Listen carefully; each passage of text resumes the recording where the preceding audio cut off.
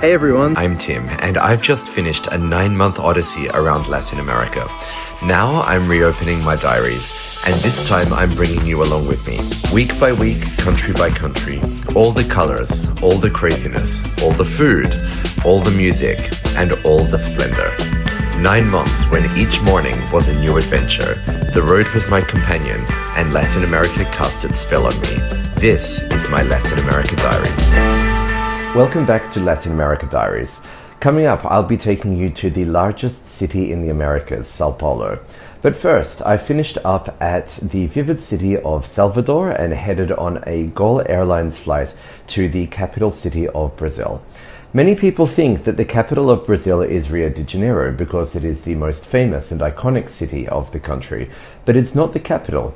The capital is actually an artificial city built inland in the heart of the country called Brasilia. Brasilia was designed as a greenfield capital city beginning in 1956 with its most famous buildings created by architect Oscar Niemeyer. It was envisioned as a modern expression of Brazilian identity, a space-age, futuristic capital in the same vein as other planned cities like Canberra and Islamabad. The city officially opened in 1960. From above, Brasilia is laid out in the shape of an aeroplane, with different sectors dedicated to commerce, residential life, and government functions, and a central spine, the fuselage, focused on Brazil's main federal buildings. I knew that Brasilia wouldn't be the most quintessentially Brazilian city that I would visit on my trip, but I was sort of fascinated to complete the picture of my impression of this fascinating country. As well as that, I work for a company where my manager had once told me about how he lived in Brasilia and had spoken very enthusiastically about the city and its concept. And in that company, I also have 2 colleagues who I figured that I'd have to meet up with at some point in my trip to Brazil, so the decision was made. I would head to Brasilia. I checked into the Joy Hostel, which was indeed a very joyful place and very comfortable, and then headed out to my first stop of the day, the Brasilia TV Tower. It sits right along the central axis, roughly where the wings meet the fuselage of the aeroplane-shaped city plan. I went up for a spectacular view straight down the city's monumental spine.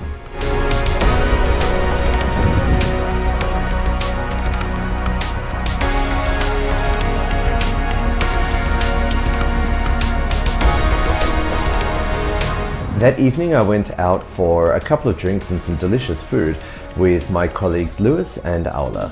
It was a great night, thanks for that guys.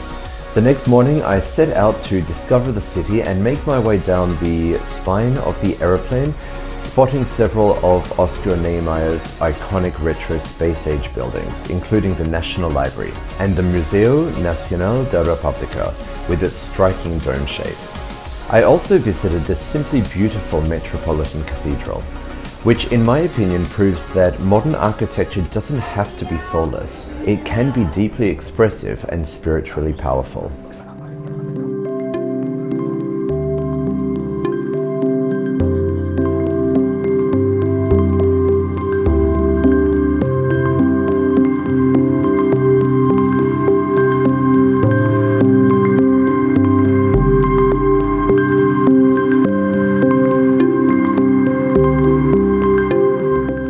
Back out on the main boulevard, I headed towards the National Congress of Brazil.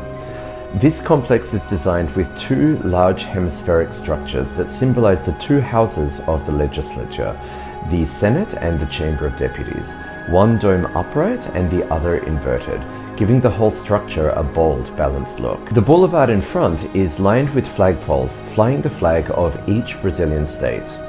And just across the road sits the Ministry of Justice, recognizable by its distinctive cascading waterfall feature at the front. But this whole monumental axis really belongs to the National Congress of Brazil. It presents another side of Brazil. While so much of the country feels colorful, musical, and unrestrained, this part of Brasilia is restrained, geometric, and visionary.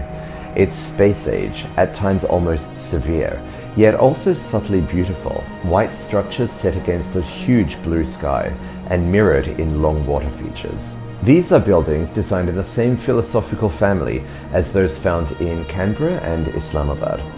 Cities designed not to reflect what a country is, but what it aspires to be, how it wants to be seen, and how it imagines its future. Of course, this is not without its critics, and what once looked futuristic in the 60s now looks slightly dated. It's really not space age now, but retro space age, but it's still fascinating to experience, and it's a real juxtaposition of eras, styles, and ambitions. The next morning I headed out to see another Catholic church built in another very modernist style. It was the Santuario São João Bosco, and I have to say it's simply sublime. Inside, the stained glass and mosaic work wraps all the way around the interior, creating this soft, dappled blue light throughout the space. Yes, it's a church, but you can also understand why it's called a sanctuary, because it genuinely feels like one. Like any artificially planned city, Brasilia has its fair share of quirks. And one example of this is the Temple of Goodwill. This sits out towards the end of one of the wings of the aeroplane-shaped city layout. Okay, do I have a story for you? In 1883, Dom Bosco, who was an Italian priest, had a vision. His followers would consider it to be a prophecy that somewhere on Earth, on the edge of an artificial lake, and between the latitudes 15 and 16 south, that a grand new civilization, the capital of the third millennium, would emerge.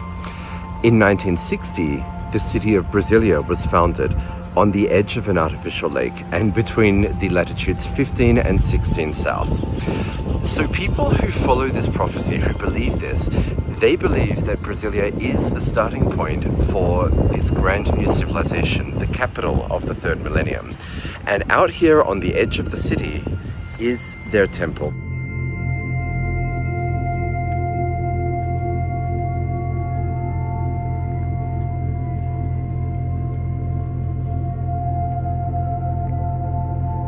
So one thing here is that if you want to reach the center of the temple, you need to take your shoes off and follow the black path into the center, and then the white path back out again.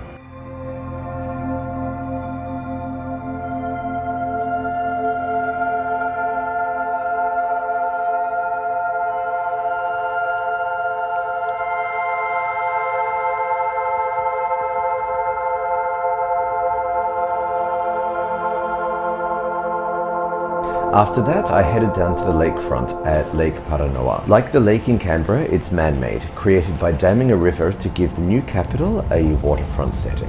This was my last night in Brasilia, and I have to admit, it didn't feel like Brazil, but in some ways it kind of did. The lakefront had a grand, big, open charm. It was peaceful, relaxed, and unexpectedly inviting. Brasilia is also about as far inland as I would get on this journey through Brazil. And even if the city itself feels space age and artificial, it sits surrounded by red earth farmland, a side of Brazil that we often forget about. When most people picture Brazil, they think of the Amazon, the coastline, the beaches, and Rio. Visiting Brasilia shows you a completely different dimension to the country. That night, I passed once more by the National Congress, beautifully lit and reflected in the water features out the front, with clusters of political reporters broadcasting live from the plaza.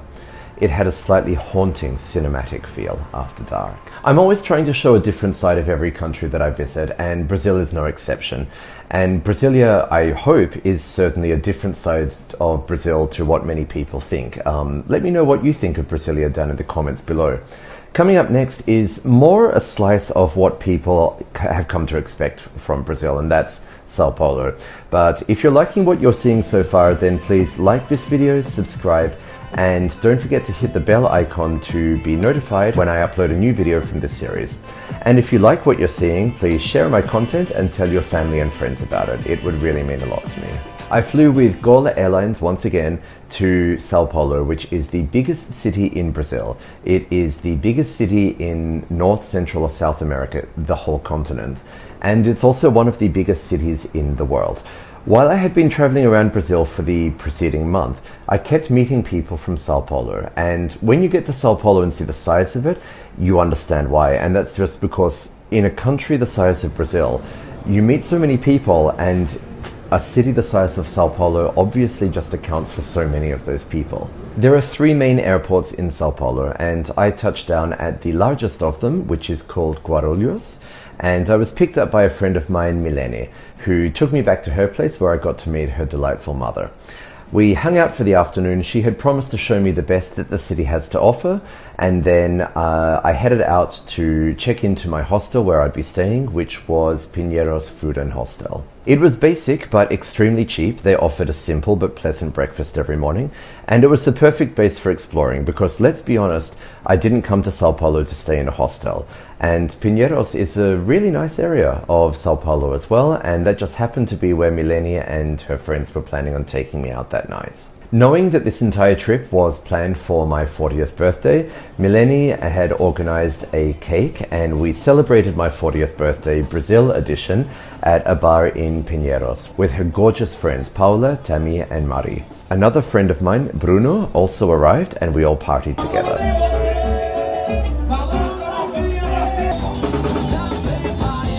The cake was a brigadeiro cake. And for anyone who hasn't had brigadeiro, it's a Brazilian dessert made from slightly solid chocolate condensed milk truffle. Yeah. São Paulo is a city that can feel pretty overwhelming if you're not sure where to begin. Unlike Rio de Janeiro, it doesn't have a sort of iconic, worldwide famous image. And as such, I think it really helps if you have family or friends there to get them to show you around. It's a giant metropolis, a melting pot, a hub of street culture, and it's a city that shapes Brazil's national identity in so many ways. The next morning, with Bruno, I headed out to Liberdade, which is also known as Little Japan. Many cities around the world have Chinatowns, and in São Paulo there is a Little Japan. Here you'll find the largest Japanese community in Brazil. Many Japanese people migrated to São Paulo over the centuries to work in business and especially on coffee plantations in other parts of Brazil. Over time, they have become part of Brazil's cultural fabric. Bruno and I wandered the Sunday market, enjoying fusion Brazilian Japanese dishes served straight off the street. A perfect representation of what São Paulo is about.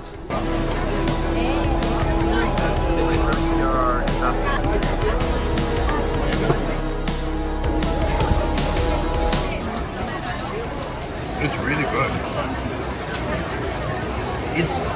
It's weird though because it doesn't taste sort of Japanese, but then it doesn't taste Brazilian either. It tastes like something else. I guess fusion cuisine, yeah? Well,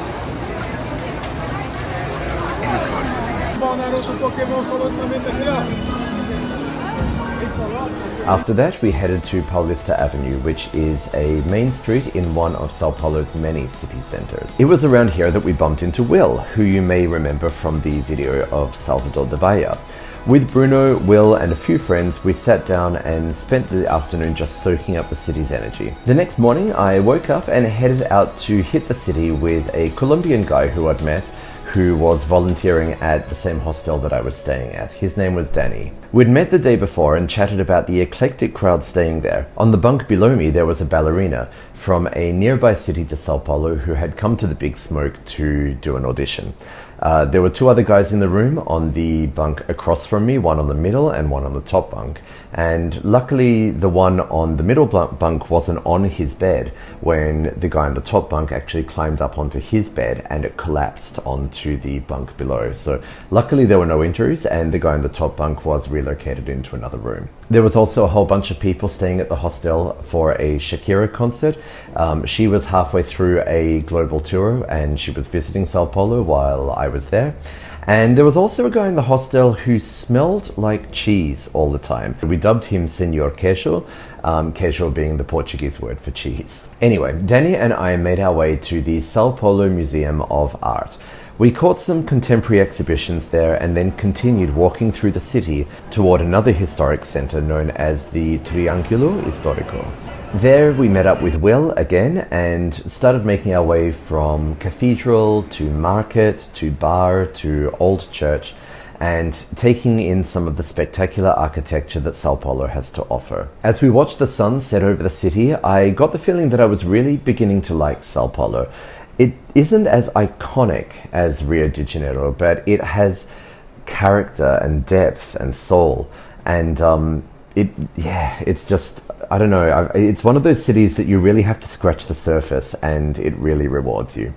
That sense was only heightened by what I did that night, because I met Mileni again and she took me out to a Palestinian Samba Bar.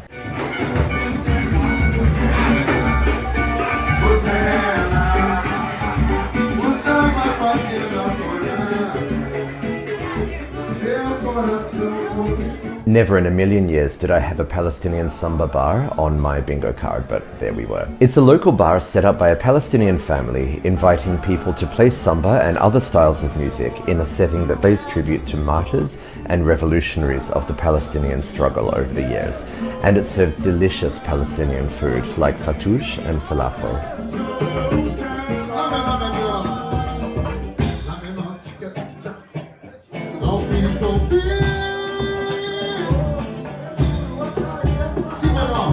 We sat, we ate, we talked, and we even had a little dance. It's proof again of just how multicultural and dynamic São Paulo really is.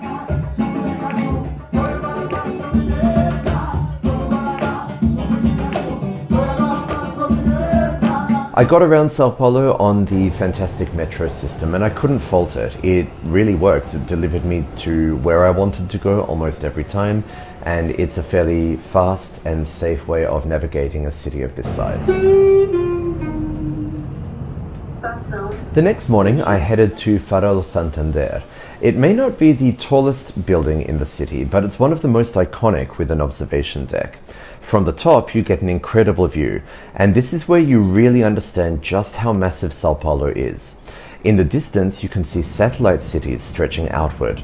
São Paulo city itself isn't on the coast, but the state of São Paulo reaches the ocean, and development extends almost all the way there. I've heard São Paulo described as the New York of South America, or alternatively, New York as the São Paulo of North America. And standing up there, I really got a sense of that. It really does feel like looking out over Manhattan. Admittedly, I've never been to Manhattan, but buildings marching off into the distance in every direction. I sometimes think that if Brazil were Spanish-speaking, São Paulo might get talked about even more globally as a regional capital of culture and influence like London or New York, simply because it would be linguistically aligned with most of its neighbors. Not that São Paulo isn't important and isn't talked about, it certainly is, but linguistically it is sort of set apart from the rest of the region. Throughout my time in São Paulo, I kept receiving weather alerts on my phone from the government, and there had been flooding in parts of Brazil during that period. While I was up on Farol Santander, a huge storm rolled in, and it was dramatic. Seeing that storm build from the observation deck, I understood why the warnings were taken so seriously.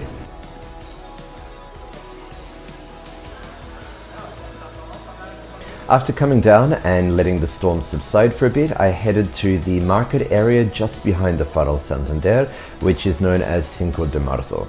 It is a little bit dodgy, I would say, but it was the perfect place to pick up the charm for my bracelet to represent Brazil, a dancing lady, which felt perfectly symbolic because I was traveling around Brazil in the lead up to Carnival. While I was in São Paulo, I didn't actually get up to that much. I didn't really sort of do many big ticket attractions. I originally had plans to spend a week in and around São Paulo and maybe take a couple of days down at the coast, but I ended up loving the city so much and finding it so cool that I just stayed in the city the whole week. I restocked a couple of medicines that I'd been carrying around with me, I had iced lattes in the mornings, and tasted this mouth-watering Brigadeiro carrot cake one afternoon. So the coastal side of São Paulo state and the coast between São Paulo and Rio de Janeiro, that will just have to wait for next time when I go to Brazil. Before leaving São Paulo, I met up with Bruno one more time and we headed out for a delicious Indian meal.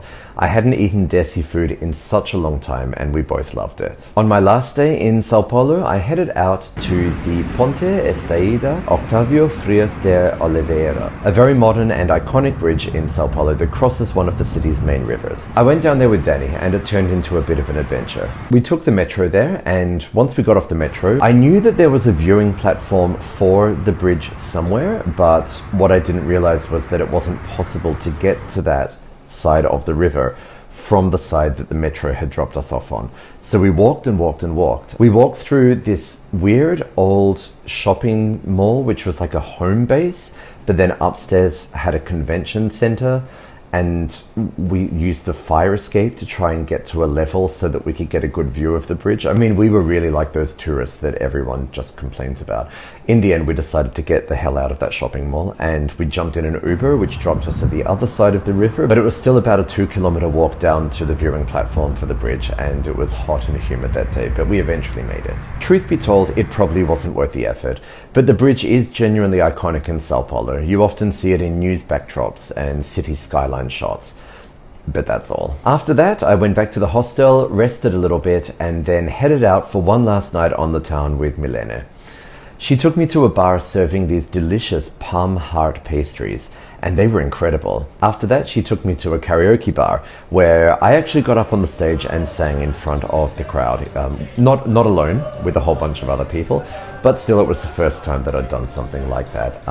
The crowd, I don't know, I hope that they were drunk enough to deal with how I sound when I'm singing, and but anyway, when in Rome.